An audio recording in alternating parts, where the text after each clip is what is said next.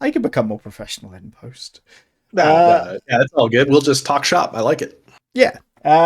Yeah. So this is welcome, one and all, to Heroic Inspiration. This is the show where I talk to other creative people about TTRPGs, usually D&D because that's where I'm hyper focused.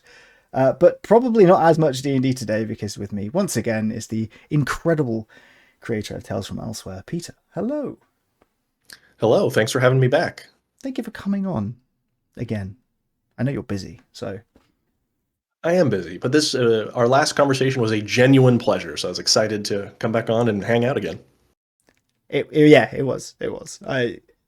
We've obviously been chatting between now and then in Discord and various other things in your own Discord as well, which is a hive of activity. Definitely check that out if you're interested in game design and stuff. Um, yeah, so it's interesting interviewing people the second time now that I'm chatting to them in between interviews is a bit odd, but Right, we're just friends now, right? So it's yeah, it's less formal than that now. I'm Yeah. just hanging out now and putting it on YouTube, which I guess is the dream, but Yeah. it'll do. Yeah, I wanted to talk about overlaying systems onto D&D specifically, but games in general. And whether or not you think it's worth doing or if you think it's worth just finding a game that already does it. That is such a good question and such a spicy question. So I know that, like on my content, I'm not really talking about D&D, right? That's not usually what I talk about. But D&D is still my most played role-playing game. I mean, I've been playing for like 25 years now. I have a stack of all the players' handbooks since third edition, like behind me in frame. And I have definitely over the years hacked D&D to perform various things. Hmm. And I think that it's perfectly fine to use D&D as a base to play whatever game you want because at its core all D&D is a simple rollover D20 system. It's Mm-hmm. very simple. Like that aspect of D&D. Now each of these additions behind me has layered some other stuff on top of that.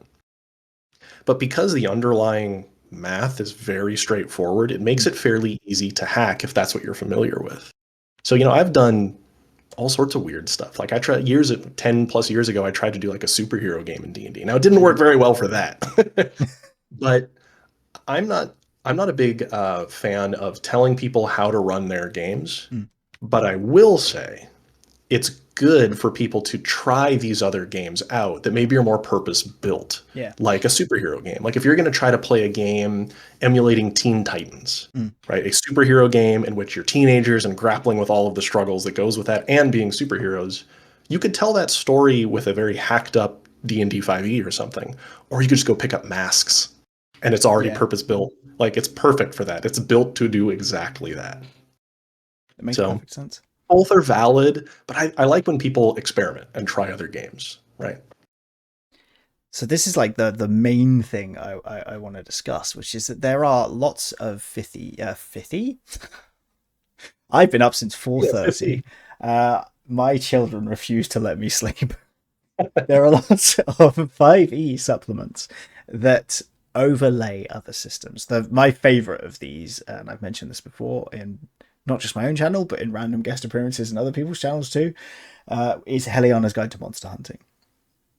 Because I'm just a sicko for carving monsters up and turning them into hats. It's just, Yeah. it scratches an itch. Too much Monster Hunter. Um, Yeah, I'm a pretty big Monster Hunter fan myself. And see, and that's what's so neat is you already have, I mean, D&D is already a heroic fantasy mhm. game. You already are expecting to fight big monsters.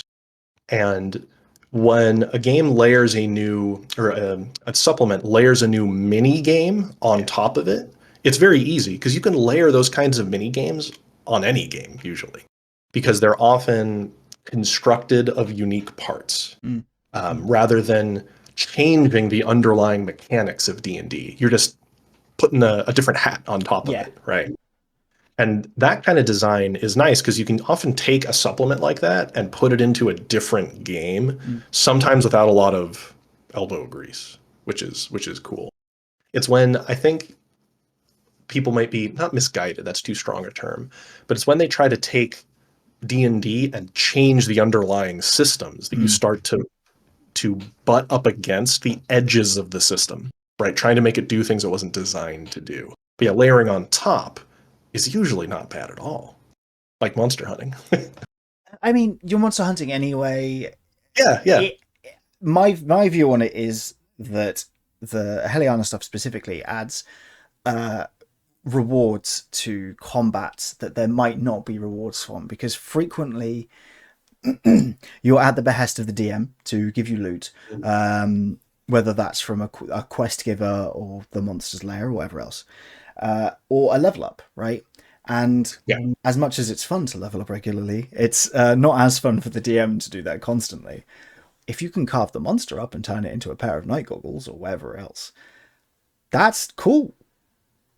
Yeah, and it's a player facing structure in that way, right? It's something I get to do as a Mm. player, not a reward that the DM dangles in front of me, like Yeah, you're saying, right? Like we kill this monster, get out the skin and knives, yeah, let's go make some new armor from its yeah, hide or something, right? Which is why Monster Hunter games are so satisfying. yes, They're so fun. Oh, and D&D's baseline crafting system is it isn't so much a crafting system as an alternative way to purchase items, yeah, right? That's not per se crafting, yeah, right? yeah, yeah, yeah. And it's been a while since I've looked at Heliana's, but it adds more of a substantive crafting approach because you take these pieces Mm. that you have to harvest Yeah, that you can't just buy. Like you yeah, have to construct things from it. Because like being able to craft a wand of magic missile by just mashing gold into a pot and then it becomes a wand of magic missile yeah. isn't really crafting At all. in a way that right? In the way that Heliana's Yeah, yeah, yeah. is. Yeah. You're just buying it from a magic pot that you're grinding the gold up into. Yeah, yeah, and it's less gold than it would be to buy it cash because you made it yourself. It's really just a discount that you're spending, like time, Yeah. and you're trading time for gold is really Yes. what that is, and that's fine because it's supposed to be expedient and get out of the way. But it shows how you can layer something cooler on top of that without having to change a single thing in the core resolutions of D&D. You just sit it right on top. Yeah. Okay. So I have three other concepts, right? And I want to know what your opinion on them, whether or not these can be layered on top or whether or not they are core changes, right? So we've talked about crafting. I think that one's pretty simple. The game technically has crafting, and then Heliana's just nails it. Yeah. The other three I'm interested in are wounds, which I know you have strong feelings about. Yeah, my eyebrows, I can't stop them from Yeah. raising when someone says wounds. It's just built in. Fear and pain. Those are fun.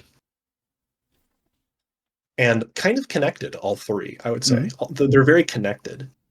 So I'll start with wounds and say, okay, I'm going to echo, I think I talked about this.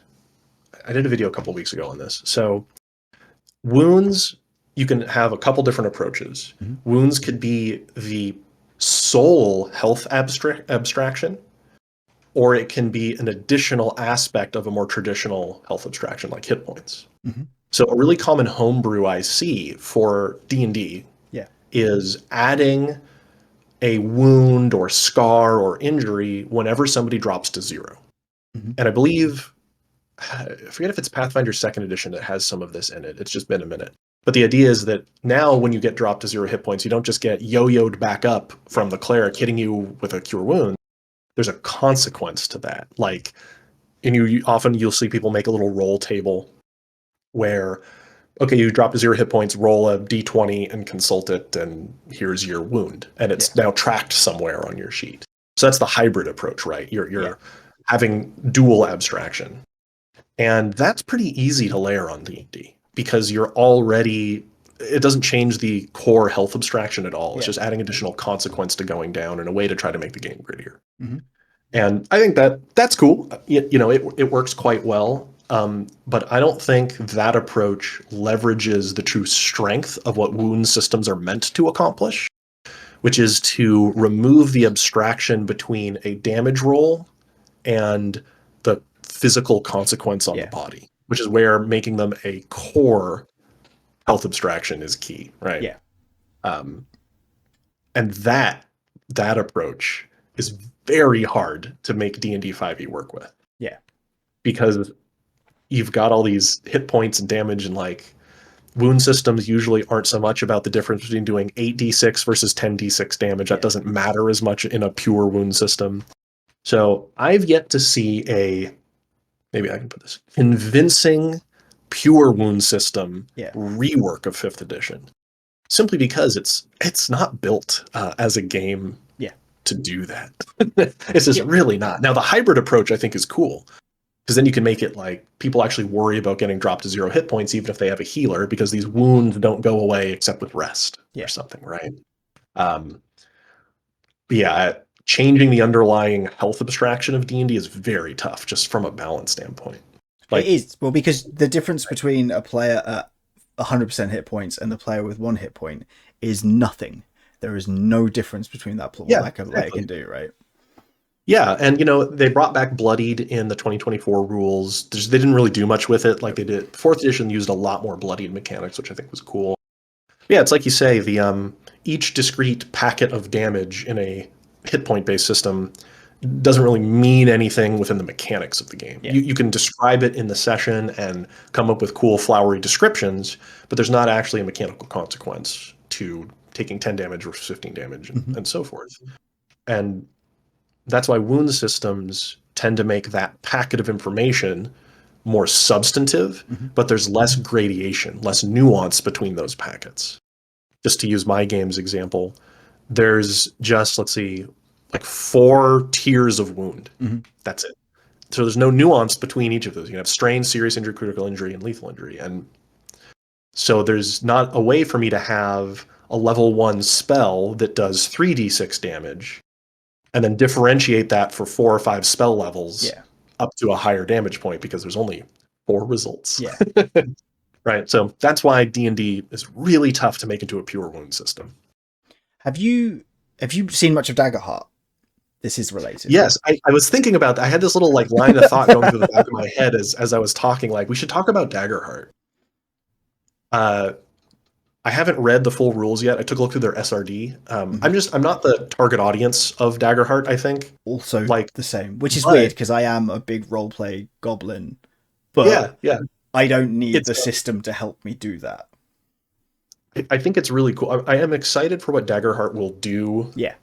to see what it will do, because it is introducing people to more of a powered by the apocalypse sort of Hmm. structure, disguised as almost a traditional like fantasy role Yeah. playing game. So I'm interested to see what happens there. Its health abstraction is mathematically very interesting, but I don't think it is necessarily any more narratively interesting than Mm. traditional hit points. Yeah.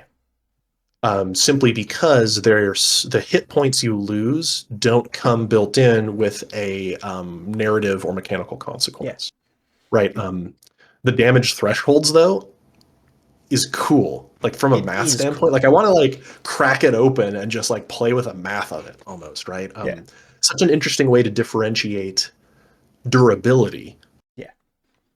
between classes. But at the end of the day, you're still just ticking off 5 to 10 hit points, like Yeah. in total, like at the bottom. Now, if you took that and made each hit points a big box where you wrote in some sort of wound, Consequence. Yeah. now Yeah. we're Yeah. talking. Now, like a Daggerheart, you could turn into a really solid hybrid system in that Yeah. way. It's well, actually, it wouldn't be hybrid at that point. It would be a pure wound system Yeah. using damage to determine the thresholds. Yeah. So you could totally turn that into a wound system. And I think it'd work really well for the type of game that they're making. I can see why they didn't, Mm. because, they're walking the line a Yeah. little bit. They're trying to keep some of the player facing structures a little bit more trad, as we'd Yeah. say, like a little bit more palatable to a D&D audience. And then more the GM structures are a little bit more powered by the apocalypse, right? You have Yeah. GM moves, right? And you can activate. Yes. Anyway, yeah, that health abstraction, there's potential there. It's interesting. I wish they went all in on it though, right? Like totally Yeah. get rid of the HP at the end. That would have been sick. It would have I been. get it. Yeah. Yeah. So for those that don't know, the way that damage works in Daggerheart is you have things can hit, and then it has to do X amount of damage to actually affect your hit points, basically. And each class has different thresholds. So one might be if you take 4 damage, you lose a hit point. If you take 8, you lose 2. Another might be if you lose 5, you lose 1, and so on and so forth. Um, it is a perfect way to easily introduce wounds. I don't disagree at all, and that's what was like running around. Yes. Yeah, I figured if you'd read the rules, then you'd be on a similar wavelength. Yeah. Well, and what's funny is that if they had, you could.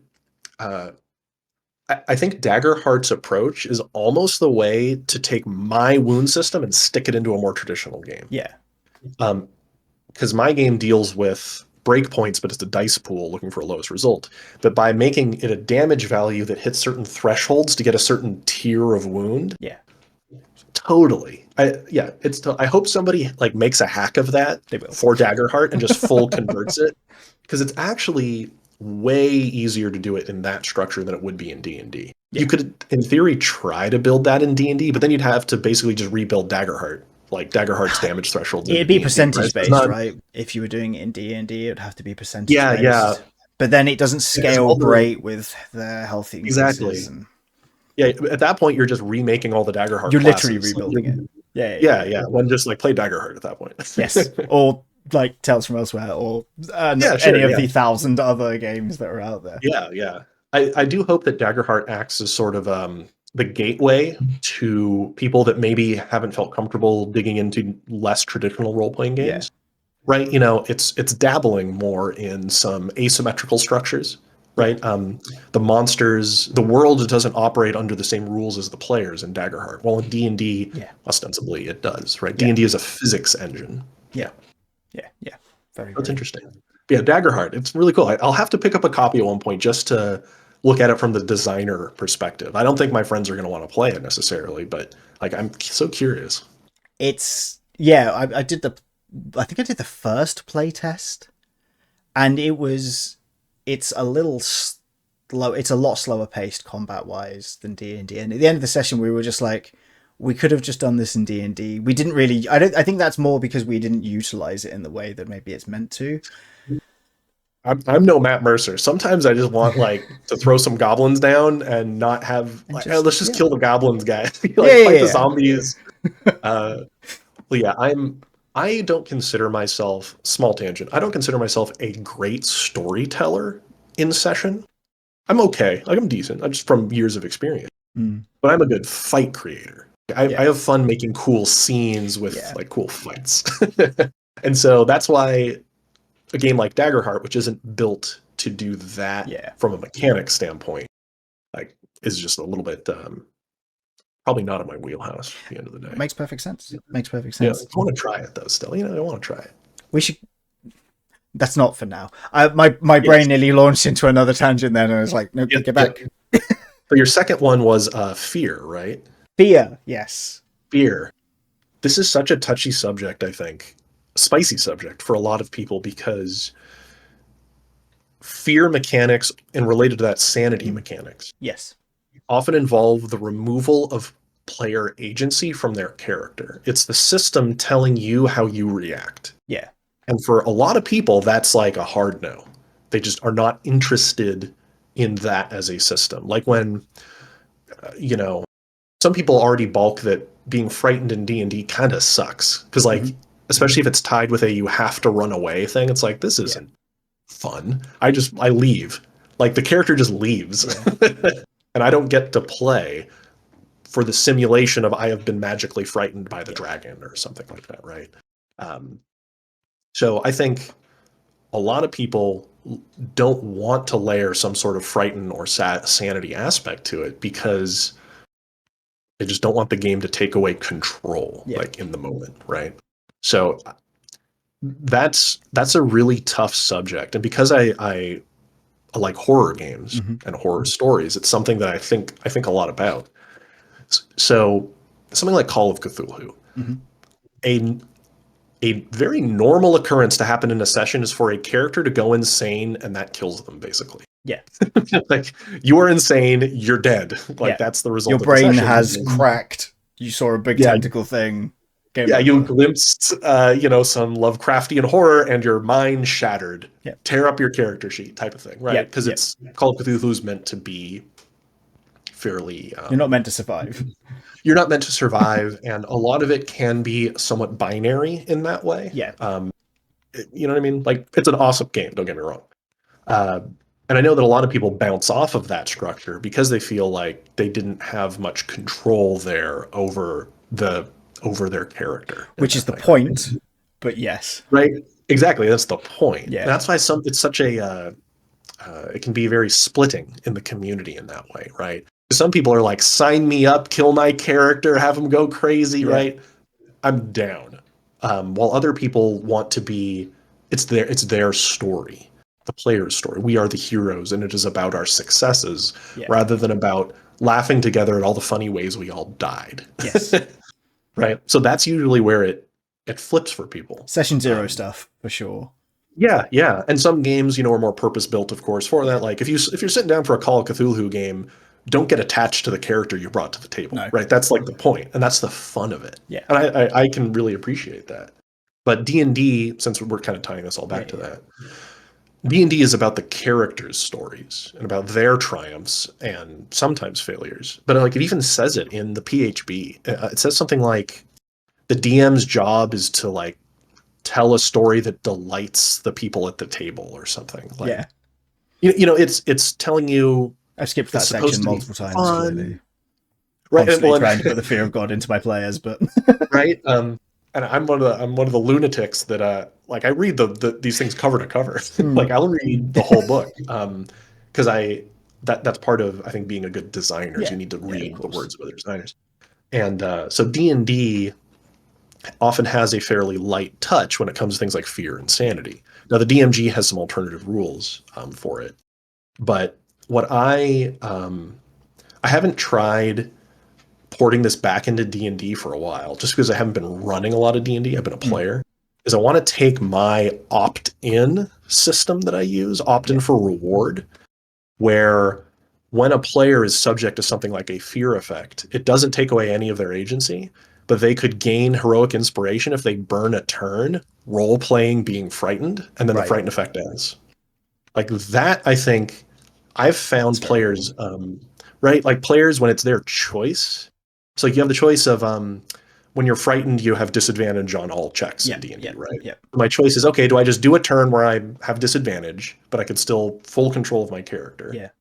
Or do I burn my turn, remove the frighten effect by role playing, For committing. yeah, committing and like adding the scene, like I run and hide and drop my weapons and you get heroic inspiration and then the fear effect ends, like just one turn of that. That sort of approach has been a lot of fun and is easy to put into almost any game Yeah, that has agency removal. It's a way to take away the sting a bit.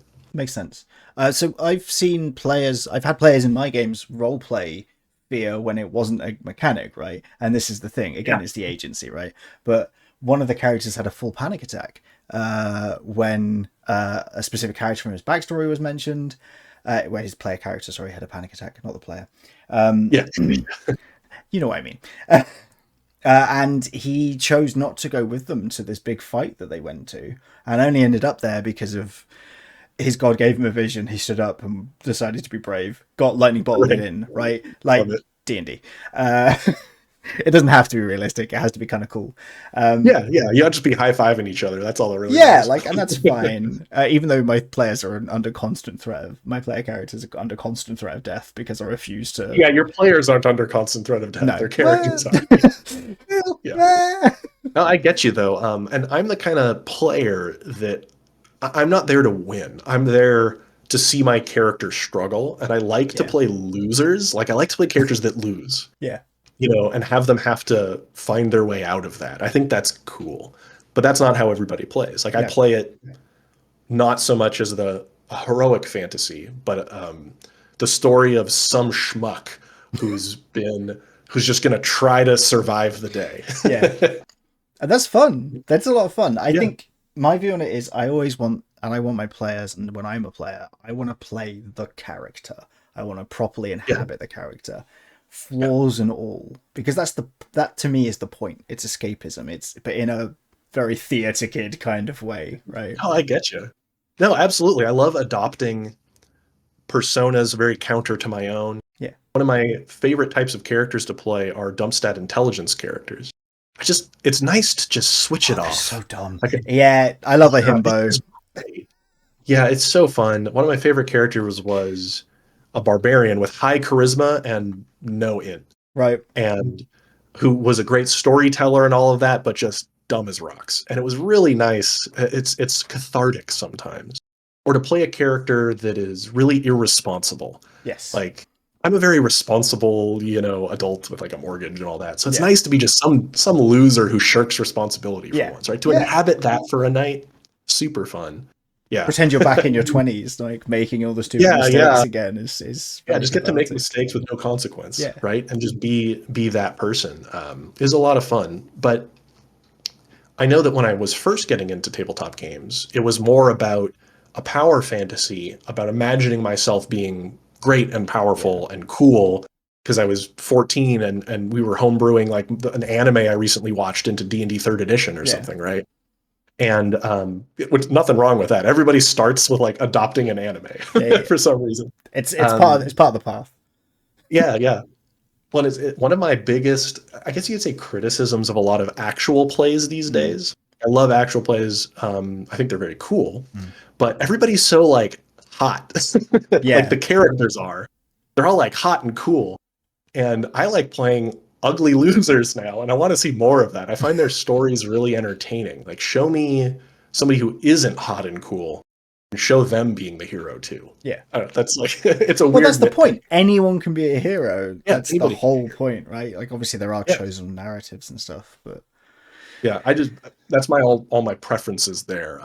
But anyway, that is all my choice as the player, right? I'm still yes. keeping full control, Yeah, yeah, yeah. and I've handed to the DM like the blank check to say you can make me fail. Like things can go wrong Yeah. for me, and I've opted in to saying like, oh yeah, like drag me across the coals with this character, like make me the punching bag. It's great. That's what I'm here to do with this Yeah. character, but it was still my choice. It's not this some die rolls Yeah. telling me I'm now insane.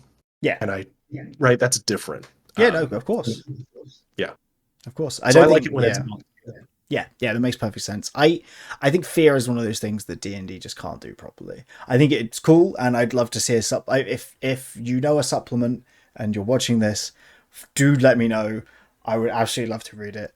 I'm constantly mucking around with the system, so yeah, Well, yeah, and it's some people I think not confused, but you can try to make the player feel spooked, yeah, or you can try to make the character in fiction afraid. yeah, And those are two very different goals and are both very hard to do. yeah, Like, good luck making Peter at the table feeling spooked by the monsters and ghosts or whatever you're yeah, putting in the game. I like horror. Like, you're going to make me smile the more like gruesome and crazy it becomes. But my character could be experiencing the horror and I'll role yeah. play the character having a bad time. I'll just usually have to say, like, ignore the big smile on my face. I just love this stuff. But my character's having a really bad day. Peter's loving it. Um, I think it's really hard to make players feel Yeah. afraid, right? You can make tension occur. I think tension is very possible, but like fear is, I don't know how you'd really do that, right? I think Make them only in combat, afraid, maybe, maybe, and or if like they you'd have have to to be tap into attached to their phobia, character, right? And I'm right? not here to make the players feel fear, even when I'm No, running horror. I want yeah, them to yeah, feel tension like they're watching a fun horror movie, yeah, right? yeah. If I'm making them like actually uncomfortably afraid, like that's actually not a good time usually. No, unless that's what they've signed up for, in which Yeah, case, go unless for it. they like actually want to, unless they tell me like what their phobias are, and I'll tap into them, I guess, if they want. Yeah. Uh, the last one is pain, and I have a story about this because I used it Yeah. once briefly, which was that in an evil campaign I was running, one of the player characters wouldn't stop talking and bad mouthing their captain, who was psychotic, completely psychotic. And while mouthing off, the captain pressed down on the character's shoulder and went, "I wish you'd stop talking," and kicked through his kneecap, picked him up, force fed him a healing potion. And I described as the players, this is gruesome, sorry. No, you're saying Described no. as the, I know you love it.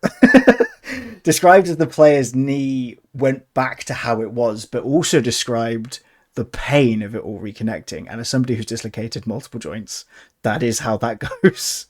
It doesn't Yeah. hurt initially. It's the reconnecting where you're like, oh, my nerves are back.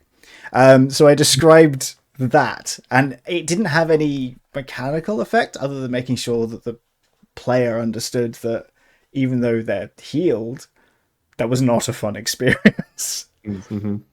But pain and, I mean, migraines, right? Migraines are incredibly painful. I'm not taking physical damage from them, but it feels like it sometimes.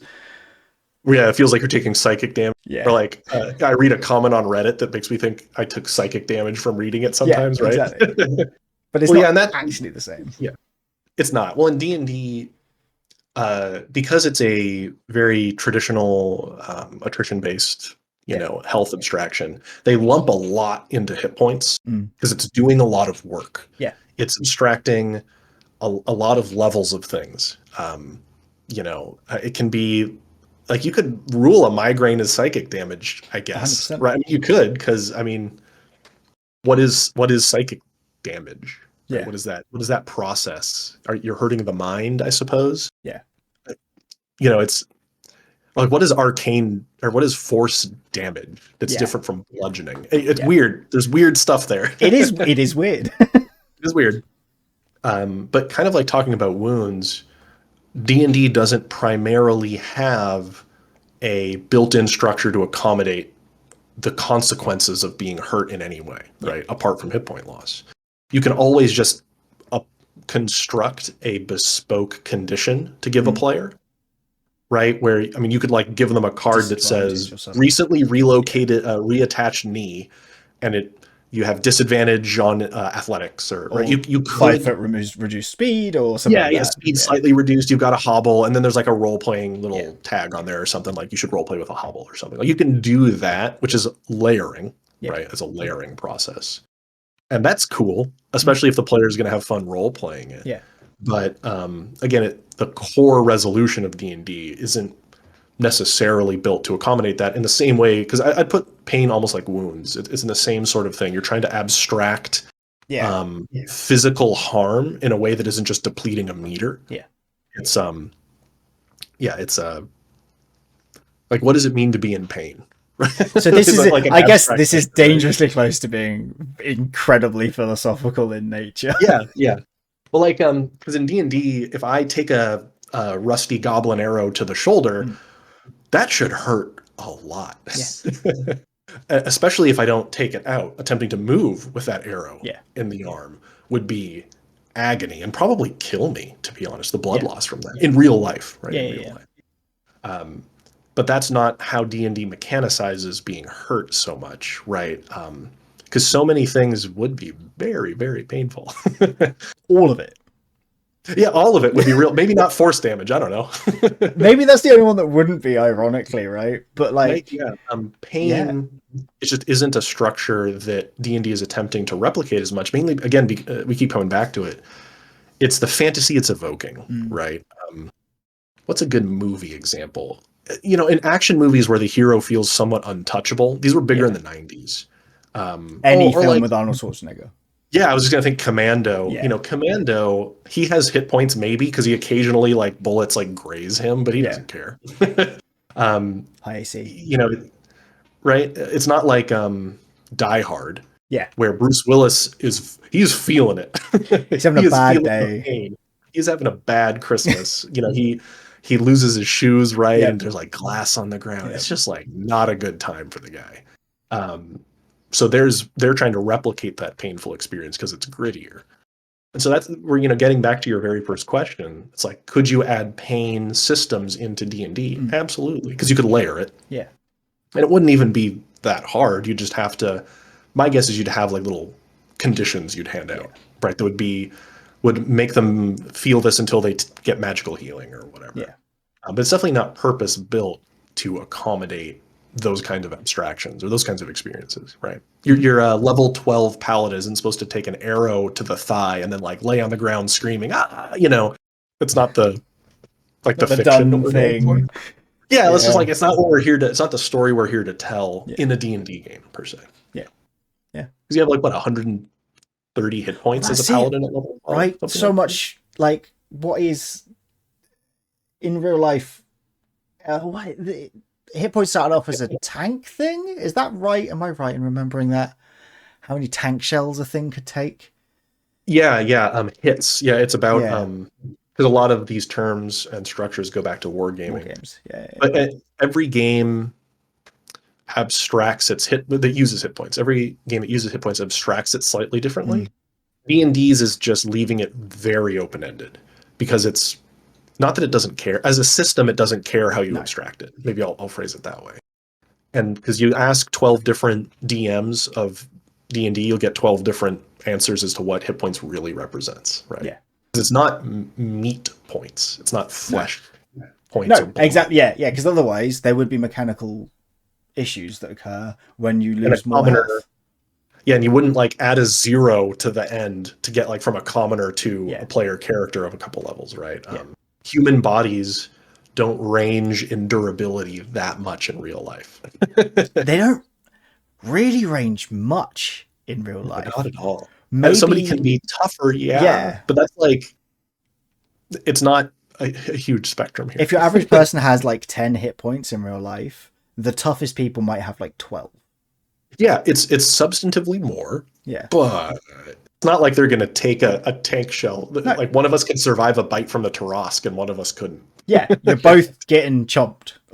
Yeah, because literally, uh, in a recent session of D&D, I forgot what level we were, upper tier 2, so like Mm, level 8 maybe. The ranger gets dropped 80 feet, gets picked up by a gargoyle, which is great. We're on a huge cliff and gets dropped amazing. 80 feet. Plop, stands up, is just fine. Because he took what 10 d6. I forget what Yeah. he took some big amount of d6s of damage. It was like taking a fireball. Yeah. He was okay.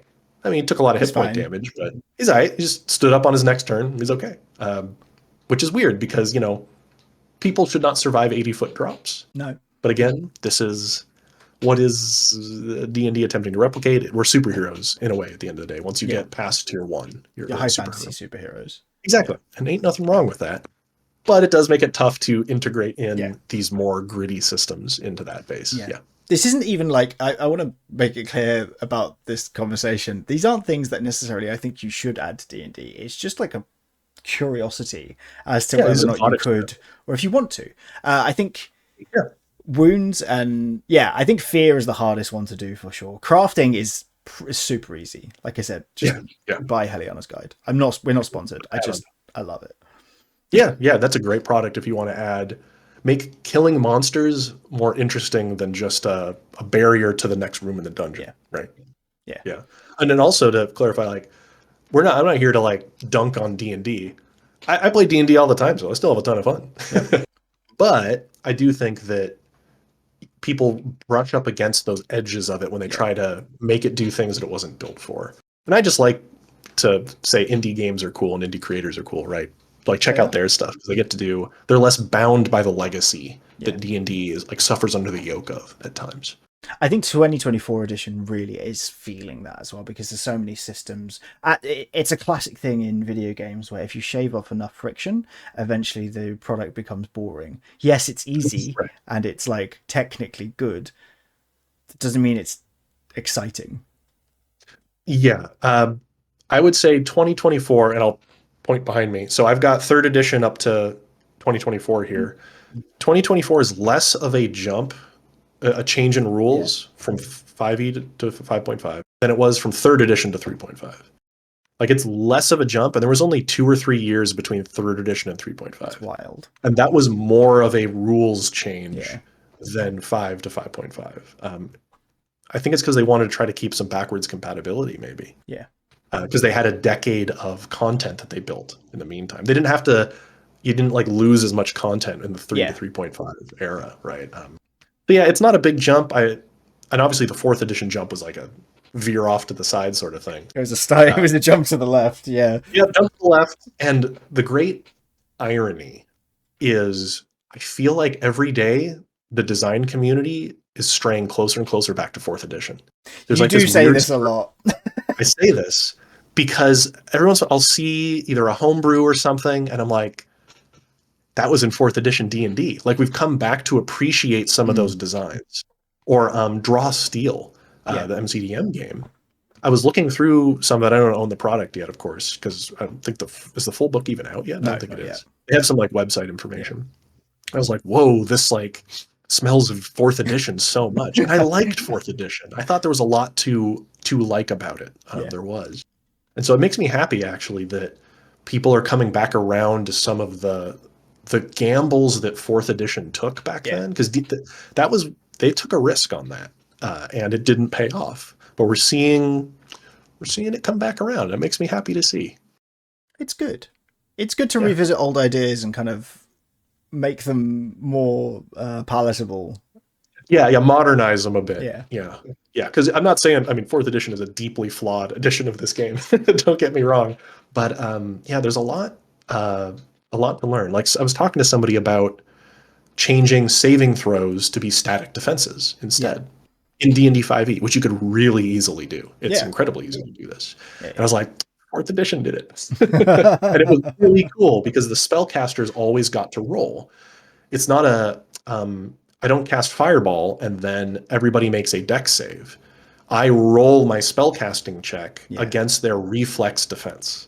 So the aggressor, the active person, is always rolling dice.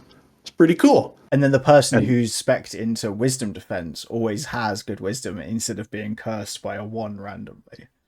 yeah. Well, and the other really smart thing they did, and I wish more designs would incorporate this, is those 3 defenses. You only had 3 defenses. You didn't have 6 saving throws. Okay. You had fortitude, reflex, and will. Right. Your fortitude defense was based on the higher of strength and constitution. Your reflex was the higher of dex and intelligence. Nice. And your will defense was the higher of charisma and wisdom. That's very cool. Really cool. So like you could be an intelligence rogue and still have good reflex defense. Yes. Pretty cool. You could be a smart rogue. Or even the wizard could like, oh, I calculated the angle of this arrow or this like blast and I can try to get out of it. Or the charismatic sorcerer would have a good will defense because they're, full of themselves. Yeah. No, that's incredibly cool. It's super cool. Yeah. Revisit for 4th edition, I guess, is the message at this point. Yeah, I do think if you're out there homebrewing D&D, like if you can read through a copy, it's interesting. It's very interesting to see what they tried and what was, I think, pretty darn cool about it. And then obviously take a look at why it didn't work super well as a system as well, right? Both are good lessons. Yep, for sure. Right. Is there anything at all that you would like to plug? You've got your, when is this coming out? That's an important question that I've asked myself. This is end of June? I will say then, we could always edit this out if this doesn't become true as needed.